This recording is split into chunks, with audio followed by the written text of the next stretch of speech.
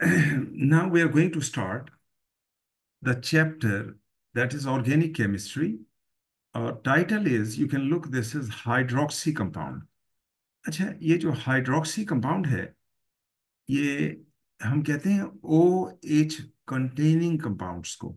मतलब O H containing का मतलब है alcohol, basically alcohol based compounds हैं।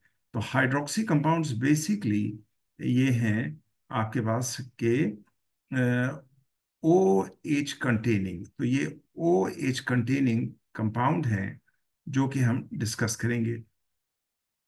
कंटेनिंग, ये हम देखेंगे कि पूरा चैप्टर इस पे बेस करेगा। अच्छा, इसमें एक चीज़ जो इम्पोर्टेंट है मैं आपको बता दूं, कुछ रिएक्शंस टॉपिक इससे रिलेट कर रहे हैं, लेकिन हमने वो हाइड्रोकार्बन में कुछ रिएक्शंस इसी चैप्टर के पढ़ लिए हैं जो कि कॉमन है। उस चैप्टर के भी कॉमन है, इस चैप्टर के भी कॉमन है। वो हम यहाँ पे नहीं करेंगे। जो हमने कर लिए हैं वो हम यहाँ पे नहीं करेंगे। थोड़ा सा मतलब है, हमने रीअरेंज किया हुआ है। जैसे हाइड्रोकार्बन में अगर आप देखें तो हमने इथेनॉल की फॉर्मेशन पढ़ी है। इथेनॉल की फॉर्मेशन वो हम यहाँ नहीं पढ़ेंगे। मतलब है वो अल्कीन में भी है, इसमें भी है, तो ये इंपॉर्टेंट चीज़ है। तो सिलेबस में बार बार मेंशन हुए, तो हमने उसको एक ही जगह पे रखना है। तो इसमें जो पहला टॉपिक हम स्टार्ट कर रहे हैं वो है ऑक्सीडेशन। देखिए, if you look this, this is oxidation. अच्छा, oxidation in primary alcohol. What is meant by primary alcohol? अच्छा, प्राइमरी अल्कोहल क्या होता है, ये डेफिनेशन आपने इंट्रोडक्टरी टॉपिक्स में पढ़ी है। इंट्रोडक्टरी टॉपिक्स में पढ़ी है। O H group is connected with the first carbon in the chain, with the first carbon in the chain. This is primary alcohol. अच्छा, अब इसमें सर वो स्क्रीन आना बंद हो गया। स्क्रीन शेयर नहीं हो रही। मेरे पास तो शेयर हो हो, रही है सर। स्क्रीन शेयर हो रही है। आप अपना चेक करें, कोई प्रॉब्लम होगा। स्क्रीन शेयर हो रही है जी बेटा, हो रही है। मेरे पास स्क्रीन शेयर की, और बाकी बच्चे भी हैं जो कह रहे हैं स्क्रीन शेयर हो रही है। आप अगर अपना देख लें। अच्छा, अब इसमें जो रिएजेंट है, रिएजेंट का मतलब है जो हम केमिकल डालेंगे। This is acidified potassium manganate 7 और एसिडिफाइड पोटेशियम डाइक्रोमेट 6। और you can write like this, H plus, H+ / Cr2O7 2-। मतलब जो, हालांकि पोटेशियम में के है, मतलब आप पूरा भी लिख सकते हैं, K2Cr2O7 आप पूरा भी लिख सकते हैं। लेकिन मिनिमम अगर आप लिख देते हैं कि जी आपसे पूछते हैं कि रिएजेंट बताइए, तो आप कहते हैं H+ / Cr2O7 2-, and this is the acceptable answer. और ये शॉर्ट फॉर्म आप समझ लें इसको।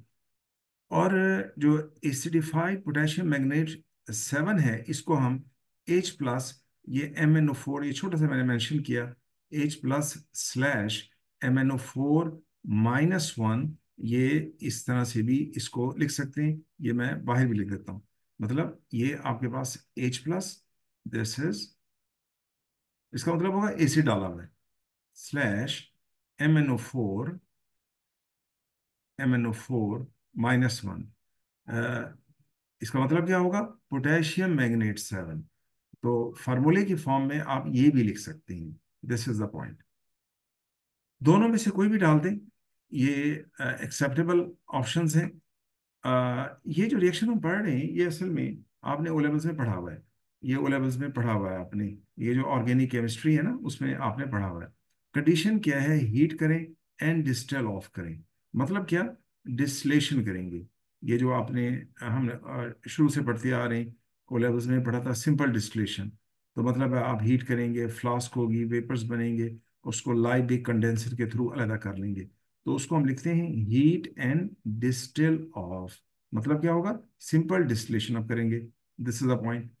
अच्छा, अब होगा क्या जब आप ये फैक्टर अप्लाई करेंगे, ये कंडीशन देंगे, तो होगा ये, आपके पास ये ओ एच बॉन्ड ब्रेक होगा यहां से, और ये सी एच बॉन्ड ब्रेक हो जाएगा। यानी ये एच और ये एच, दो एच निकल जाएंगे। और एच का निकलना ऑक्सीडेशन होता है, removal of H, this is oxidation. तो दो एच और ये ओ मिलकर वाटर बन जाएगा, और सी और ओ के दरमियान डबल बॉन्ड आ जाएगा। If you look, there is a double bond और आ जाएगा। और ये ग्रुप जो बनेगा, ये ग्रुप होगा आपका सी डबल बॉन्ड ओ, और ये एच, मतलब है इस ग्रुप में चेंज हो जाएगा। If you remember, if you remember this तो ग्रुप ये इज, डबल पॉइंट क्यों आ रहा है? ये जब यहाँ से एच निकल गया, ओ एच निकल गया, और सी एच भी निकल गया, तो सी और ओ की वैलेंसी अफेक्ट हो गई है। उसको पूरा करने के लिए सी और ओ में डबल बॉन्ड आ जाएगा। देखो ना, एच निकल गया तो यहाँ खाली तो नहीं रह सकता ना, और यहाँ से सी एच भी निकल गया। तो अब सी और ओ की वैलेंसी को फुलफिल करने के लिए सी और ओ के दरमियान डबल बॉन्ड हो जाएगा, ताकि आठ पूरे हो जाए। मतलब है कार्बन के भी आठ पूरे हो जाए, ओ के भी आठ पूरे हो जाए। Did you understand my point? ये बात समझ आई आपको? जब एच निकलेंगे और सी ओके। एच निकलेंगे, तो इस तरह तो नहीं रहना ना उसने। तो सी और ओ की वैलेंसी, मतलब है इस तरह खाली तो नहीं रहनी ना। तो वो रीअरेंज होंगे, यानी इलेक्ट्रॉन रीअरेंज होंगे, और सी और ओ के दरमियान डबल बॉन्ड आ जाएगा। तो इस तरह ये होगा कि सी का भी एट पूरे हो जाएंगे, ओ के भी एट पूरे हो जाएंगे। और ये ग्रुप जो बनेगा C double bond O H, इसको हम बोलते हैं एल्डिहाइड ग्रुप। और चूंकि इसके साथ एक और कार्बन भी है, तो ये बन जाएगा इथानल। इथेनॉल बेसिकली ये एल्डिहाइड है, ये एल्डिहाइड है। तो ये एल्डिहाइड मैन्युफैक्चरिंग होगी बाय दिस मेथड, और ये इमीडिएट प्रोडक्ट है। इमीडिएट का मतलब है पहले ये बनेगा। अच्छा, मुझे ये बताइए कि वो ओ एच और सी एच बॉन्ड टूटा है, मुझे बताएं वो क्लियर हुआ आपको? जी बेटा, ये क्लियर हुआ? हमदा, आप पूछ रही थी। Yes sir. क्लियर हो गया? तो मतलब ये होगा, जाहिर है वो अकेला तो नहीं होगा ना, वो रीअरेंज करते हैं इलेक्ट्रॉन, रीअरेंज होती हैं। तो ये इमीडिएट प्रोडक्ट होगा, मतलब ये निकल जाएगा। क्यों? आपने सिंपल डिस्टिलेशन कर रहे हैं, ये इसके वेपर्स बनेंगे, वेपर्स बनने के बाद लाइबिक कंडेंसर में जाएंगे। वहाँ पानी का, आपको पता है लाइबिक कंडेंसर में पानी का, कोल्ड पानी का फ्लो कराते हैं वो। तो ये ठंडी हो जाएगी स्टीम, तो इसको दूसरे साइड से डिस्टिलेट की फॉर्म में अलग कर लेंगे, ये अलग हो जाएगा। तो असल में ये एल्डिहाइड बनाने का तरीका भी है। This is the point. अच्छा, नीचे अगर आप देखिए, तो एक कंडीशन मेंशन हुई है। इफ यू लुक, वो they say in the condition, if heat under reflux is used, they say if heat under reflux. अच्छा, ये हीट अंडर रिफ्लक्स, ये इससे पिछले चैप्टर में ये टर्म इस्तेमाल होगी। ये बेसिकली होता क्या है वहाँ पे, ज़रा डेफिनेशन भी इसकी लिखी हुई है पिछले चैप्टर में, लेकिन यहाँ पर मैं आपको बता दूँ। ये बेसिकली क्या है? हीट अंडर रिफ्लक्स वो इस्तेमाल होता है। इसका मतलब क्या है? मतलब है आप ऊपर डिस्टिलेशन कर रहे थे, अगर डिस्टिलेशन ना करें, आप कंडीशन को चेंज करें। कंडीशन चेंज का मतलब ये है कि हीट अंडर रिफ्लक्स इस्तेमाल करें, बजाय इसके कि हीट एंड डिस्टिलेशन करें। फिर क्या होगा, इसको हम देखते हैं। If heat under reflux is used instead of फिर हीट, हीट अंडर रिफ्लक्स यानी कि हम उसे डिस्टिलेट ना करें। हाँ, डिस्टिल ऑफ ना करें। ये मैं अभी बता, थोड़ा सा गाइड भी कर देता हूँ आपको, अभी गाइड कर देता हूँ, पहले मैं इसको पढ़ लेता हूँ। Is used instead of heat and distil of, कहते हैं ये ना अप्लाई करें, आप ये कर लें। Then immediate product is further oxidize to carboxylic acid. हम देखेंगे कि जो इमीडिएट प्रोडक्ट ऊपर बनी थी, वो बननी है, लेकिन चूंकि उसको निकलने का मौका नहीं मिलना, तो वो कार्बोक्सिलिक एसिड में चेंज हो जाएगी। अच्छा, ये हीट अंडर रिफ्लक्स है क्या? इसे कहते हैं रिफ्लक्स कंडेंसर। इसे हम बोलते हैं रिफ्लक्स कंडेंसर। ये जो रिफ्लक्स कंडेंसर है, ये कुछ ऐसे होता है, देखिए। This is called reflux condenser. और ऑपरेटर्स का नाम, और ये इसको हीट अंडर रिफ्लक्स भी बोलते हैं। होता क्या है, ये आपके पास एक फ्लास्क है, जैसे ये कॉनिकल फ्लास्क है, ये आप इसमें आपके केमिकल्स हैं, आप इसको हीट कर रहे हैं। अब हीट कर रहे हैं, अब एक तरीका तो ये है कि इसको बंद कर दें। जब हम बंद करेंगे तो ये एक्सप्लोड कर जाएगी प्रेशर से, ये एक्सप्लोड कर जाएगी प्रेशर से। दूसरा तरीका ये है कि इसको निकाल लें, लेकिन अब हम प्रोडक्ट को हम जो इमीडिएट प्रोडक्ट होगी उसको हम निकालना नहीं चाहते। हम चाहते हैं हम एंड प्रोडक्ट बनाएं उसकी, और वो होगी कार्बोक्सिलिक एसिड। तो उसको निकलने से प्रिवेंट करने के लिए हम यहाँ पर कंडेंसर लगा देंगे। यहाँ पर, यहाँ पर हम एक कंडेंसर लगाएंगे, और ये यहाँ से समझ लें वही लाइव एक कंडेंसर ही है, लेकिन ये आपके पास वर्टिकल है। ये बेसिकली वर्टिकल है ये, इट इज लाइक दिस। ये इसको क्लोज करेंगे या टाइट करेंगे। अब यहां से कोल्ड वाटर आपने एंटर करना है, और यहाँ से ये गर्म पानी थोड़ा सा वार्म हो जाएगा। ये जब यहाँ से पास करेंगे तो इट वॉश दिस ट्यूब, और जिससे ये जो स्टीम होगी ये वापस कंडेंस होकर नीचे फॉल करेगी, ये वापस नीचे फॉल करेगी, और यहाँ से ये पानी आउट हो जाएगा। तो इस तरह से कोल्ड वाटर यहाँ से आएगा, और यहाँ से वो हल्का सा गर्म होकर यहाँ से निकलता जाएगा।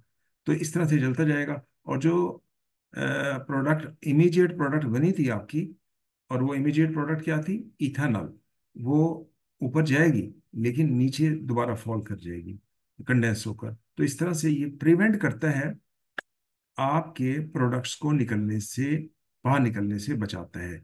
This is heat under reflux, या इसको हम कहते हैं reflux condenser. Hopefully it is clear. तो अगर हम ये लगा लें, बजाय इसके कि हम सिंपल डिस्टिलेशन वाला अपरेटस लगाएं, तो होगा ये कि जो हमारे पास ऊपर इमीडिएट प्रोडक्ट बनी थी, मतलब है जो फौरन जो हमें बनी थी, वो ये है, this is this is the ये इथेनॉल। ये फर्दर ऑक्सीडाइज होगी। अच्छा, ऑक्सीडाइज का क्या होगा, ये ओ लेवल्स वाला तरीका ही है, वो स्क्वायर ब्रैकेट में वो लगा देते हैं, ये आपने ओ लेवल्स में ही पढ़ा था। तो ये जो एच है, ये सी ओ, इस सी के साथ जो एच है ये ऑक्सीडाइज हो जाएगा, और ये इथेनोइक एसिड बन जाएगा। और this is the end product, और ये एंड प्रोडक्ट हमारी इथेनोइक एसिड होगी। तो इन शॉर्ट अगर आप बनाना चाहते हैं एल्डिहाइड, तो हीट करें और सिंपल डिस्टिलेशन करें, तो प्रोडक्ट आपकी एल्डिहाइड होगी। फिर अगर आप बनाना चाहते हैं कार्बोक्सिलिक एसिड, तो फिर आप कंडीशन चेंज करें, रिफ्लक्स कंडेंसर लगाएं, जिसे हम कहेंगे हीट अंडर रिफ्लक्स। ये वर्टिकल होगा, और वेपर्स को वापस सेंड करेगा नीचे फ्लास्क में, ताकि वो फर्दर ऑक्सीडाइज हो जाए। तो इस तरह से हमारे पास जो एंड प्रोडक्ट होगी वो कार्बोक्सिलिक एसिड होगी, जैसे यू कैन लुक दिस। अब ऑब्जर्वेशन क्या है, what would you look this. आप देखेंगे कि एसिडिफाइड पोटेशियम डाइक्रोमेट जब डाला है, तो जिसका फार्मूला ये है, ऑरेंज टू ग्रीन में कन्वर्ट हो जाएगा ऑरेंज स्टेट में। और जब ऑरेंज कलर होगा तो ऑक्सीडेशन स्टेट Cr की+6 होगी, ओ लेवल्स में पढ़ा है आपने, और ये Cr की+3 हो जाएगी जब ये ग्रीन होगा। और इसी तरह जो एसिडिफाइड पोटेशियम मैग्नेट 7 है, वो पहले पर्पल था, जिसमें ऑक्सीडेशन स्टेट +7 था, और ये अब कलरलेस हो जाएगा, +2 हो जाएगा। इस तरह से ये रिएक्शन अकम्प्लिश्ड हो जाएगा, और ये प्राइमरी अल्कोहल का ऑक्सीडेशन है। This is the point. Please tell me, is any confusion? Is it clear? जी बेटा, इज इट क्लियर? रिस्पॉन्ड नहीं कर रहे। Is it clear? जी सर। ठीक हो गया, जल्दी जल्दी, बी क्विक। अच्छा, अब हम आ रहे हैं सेकेंडरी अल्कोहल पे। सेकेंडरी अल्कोहल आपको पता है, ये डेफिनेशन हमने इसकी की है पहले चैप्टर में। OH group is attach to a carbon, and that carbon is directly attach with 2 carbon, यानी उसके साथ 2 कार्बन डायरेक्टली अटैच हैं। तो ये मतलब secondary alcohol always in between 2 carbon, 2 carbon के दरमियान सैंडविच होगा। अच्छा, रीजेंट भाई सेम है, जो हमने सेम का मतलब, आपने सेम नहीं लिखना, जरा ध्यान करना है। सेम आपने नहीं लिखना। सेम का मतलब ये है एसिडिफाइड पोटेशियम मैंगनेट 7 लिख लें या पोटेशियम डाइक्रोमेट 6 लिख लें, वो आपकी मर्जी है। सेम तो मैंने वैसे रेफरेंस दिया है। और कंडीशन में हीट अंडर रिफ्लक्स इस्तेमाल करें इसका। अब होगा क्या, जब आप करेंगे इसको तो you look this OH bond break, ये OH बॉन्ड ब्रेक होता है। फिर ये जब OH बॉन्ड ब्रेक होता है तो ये स्टिमुलेट करता है, ये इंड्यूस करता है CH बॉन्ड को भी तोड़ता है जो उसी कार्बन पे लगेंगे। तो ये CH बॉन्ड भी टूट जाएगा, H भी टूट जाएगा।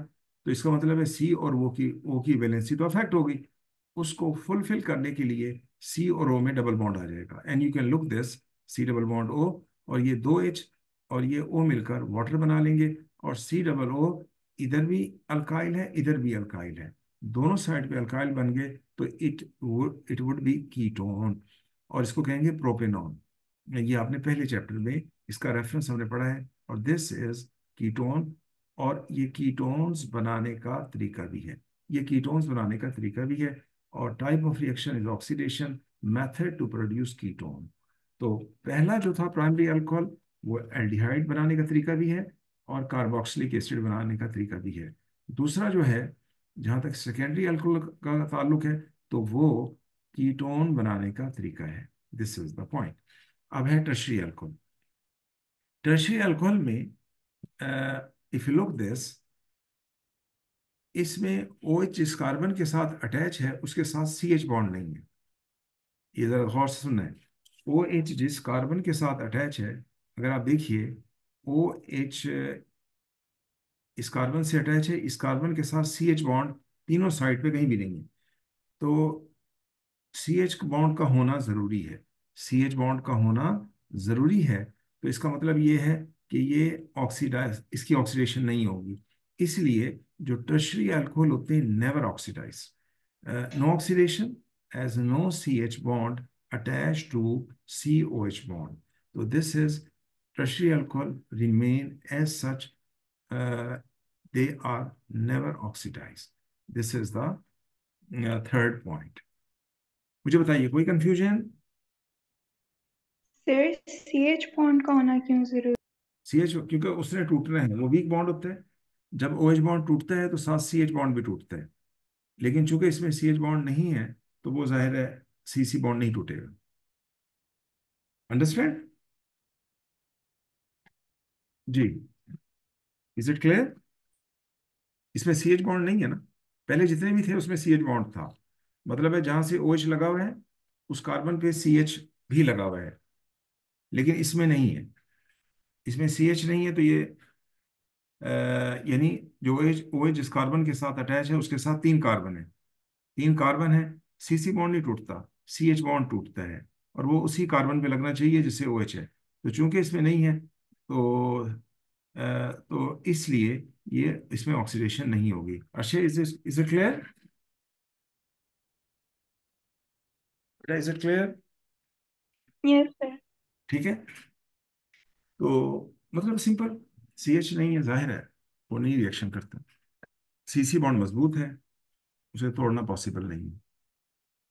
ये स्लॉट जो हमने पढ़ा, ये ऑक्सीडेशन का था।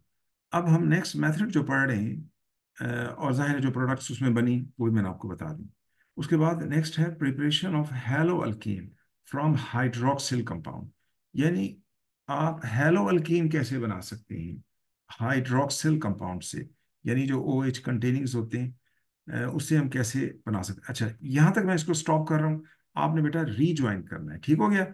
यहाँ तक मैं इसको स्टॉप कर रहा हूँ, यहीं से हम फिर नेक्स्ट क्लास में अभी आप कनेक्ट होंगे तो हम करते हैं। ओके, अल्लाह हाफिज।